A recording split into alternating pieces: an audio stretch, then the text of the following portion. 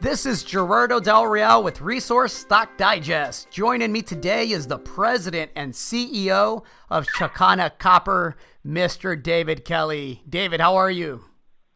I'm doing great, Gerardo. How are you? Fantastic, fantastic. Thanks for your time today. Congratulations are in order. You finally got approval of the very, very important semi-detailed environmental impact assessment permit at Soledad in Peru. Congratulations. I know it took a little longer than anticipated. And I know shareholders, including myself, were a bit nervous, but you managed to pull it through. So congrats on that front.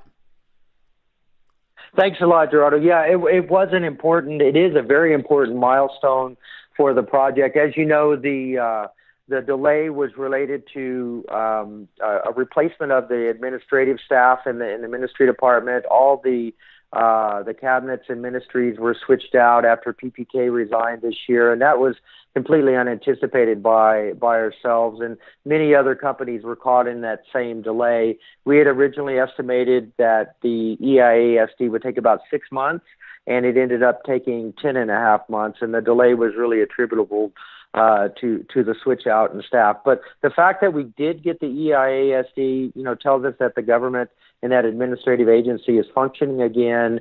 They're starting to catch up on the backlog of permits that had accumulated during that time, and it was kudos to our team, our general manager, and our permit and legal team to get that done.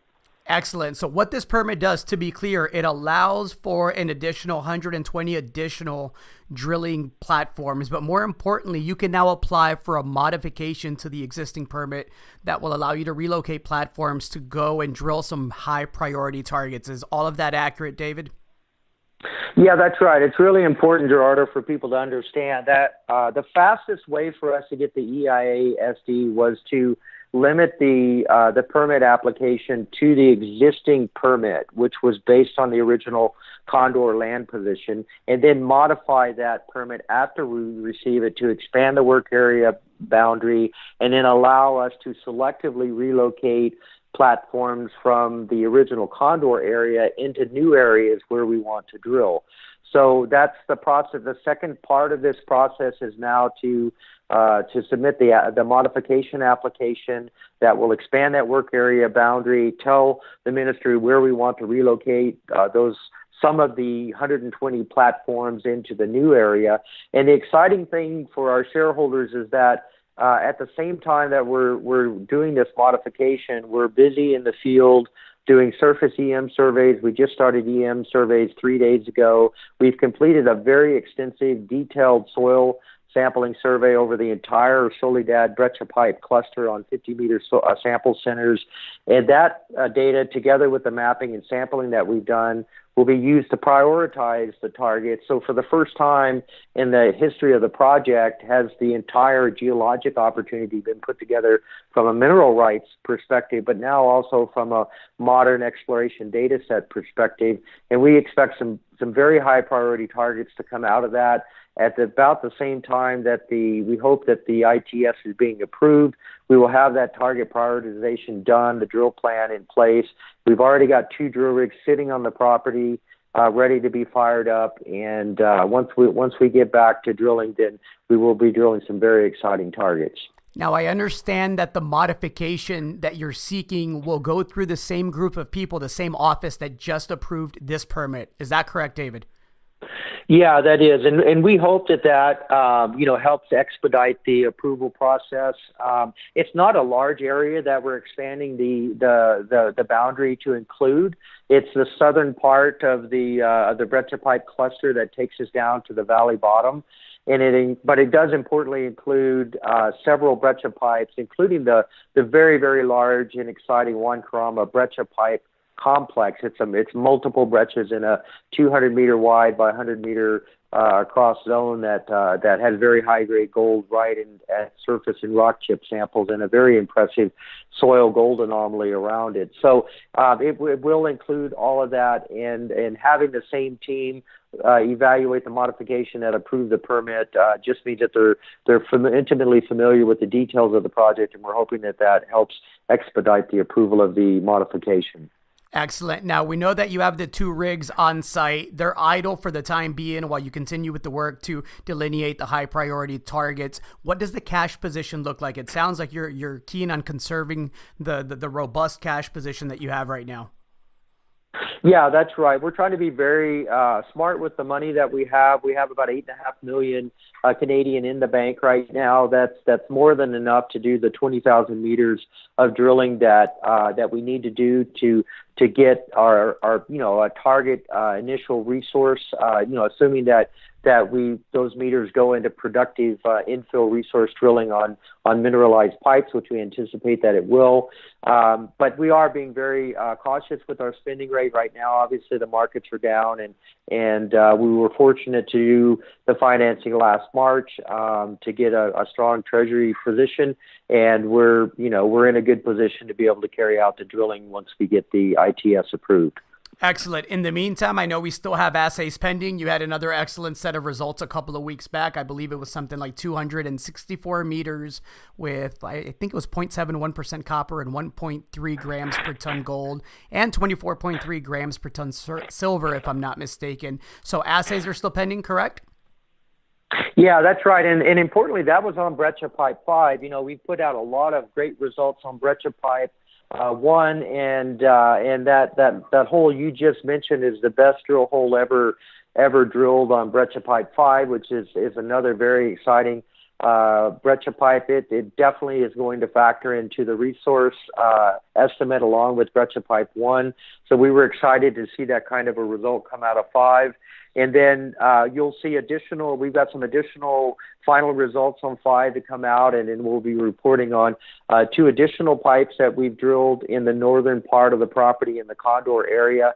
And our decision to stop drilling was really based on wanting to be able to drill the best priority targets or the highest priority targets first once we get the ITS approved. And so it was just an opportune time to take a time out from drilling, get the surface surveys done, the EM surveys, the soil surveys, detailed mapping and sampling, and then come back drilling with all of that data put together in a 3D model and a targeting session to identify the best targets, and then really try to maximize the impact that this first resource estimate will have. You mentioned the soils, and that's important. That's an important piece to this because the soil geochemistry is working pretty well from what I understand. I mean, you've had pretty good success in identifying targets and drilling them and getting some great results. How important has the soils been to you? It's been really important, and they've worked even better than I thought they would. And I'm a geochemist, so I was optimistic we were going to get good results from doing soils. But we brought in a geochemist, a guy named Chris Ben. He's one of the best in the industry, and Chris did a proper orientation survey to tell us the optimal sampling methods, the optimal spacing of the samples and analytical methods, and that really allowed us to fine tune and hone in on the correct or the most optimal way of doing the soil surveys. And then we've now in the release we put out recently showed a big part of the soils for the center part of the property, and it outlines the known breccias beautifully. Juan Carama's got a 400 meter by 200 meter continuously anomalous soil anomaly around the known breccias, and this is determined on 50-meter centers, so it's really well substantiated. And it also highlighted all the other known breccias, Breccia 1, Breccia 5, Breccia 3, but it also importantly highlighted several additional areas where we didn't have exposed or altered rocks due to soil cover or colluvium. Some very exciting new targets have come out of that systematic soil sampling.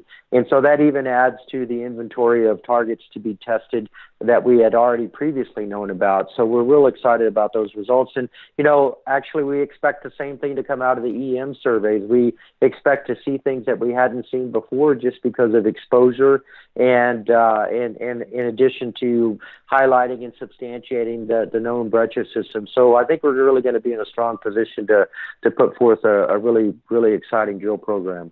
In addition to that drilling program and the modification permit, of course, we have a resource estimate to look forward at as a potential catalyst in 2019. When should we anticipate that? I got to assume that you're going to use some of the summer drilling and work that into the resource estimate. Would that be correct to assume that? Yeah, that's right. I mean, we've already done a lot of drilling that's going to contribute to that, and our goal is to put several more pipes into that inferred resource drilling category. So we're looking at getting 3 or 4 additional pipes into that. And really, the upside for the project is the idea that we could have multiple breccia pipes, high grade mineralization, vertically extensive pipes that are getting bigger at depth, which we've already confirmed in our drilling on 2 of the pipes. But demonstrate that by putting multiple pipes together, you develop a much more impressive inventory of mining resources to go after. So in terms of how you would design the mine, how you would interconnect the breccia pipes and ramp up production, and how you would be able to deal with mining multiple pipes to get the production rate up. That's really the upside potential we wanted to be able to demonstrate. And so by holding off and putting out a resource that's based on multiple pipes, we hope that brings home that concept that this really could be an impressive mine in the future if we can get the resources in the similar ranges that we've already drilled on the first few pipes. If we can deliver that, we really think that is going to be a huge catalyst for the company. Well, we know it's been a tough year in the junior resource space. There's been very few exceptions. You were smart. You raised money at 90 cents back in March. Shares sit at 29 cents. I believe your market cap is somewhere along the lines of 24 million Canadian. I think it's a heck of an opportunity, and 2019 sounds like a pivotal year for you. Yeah, that's right, Gerardo. It has been a really tough year in the markets. Our view is keep your head down, keep doing good work. Our shareholders are very supportive of us. They like the results. They like the project. Nobody likes the share price, of course, and it pains me to see our share price go down as much as it has. But I can tell you that there's more good results coming out. There's a really, really exciting potential that's yet untapped, and we're just going to keep working hard. We've got a really, really good team in Peru that's been very they haven't been distracted at all by what's happening in the market. Their heads are down. They're working hard, and we're doing some exciting things on the project right through this period. So I do expect to reward the shareholders with some good news and keep moving the project forward. Well, you've executed well. Congrats to you and your team, and I'm looking forward to 2019. Thank you for the time today, David. Thank you, Gerardo. Always a pleasure.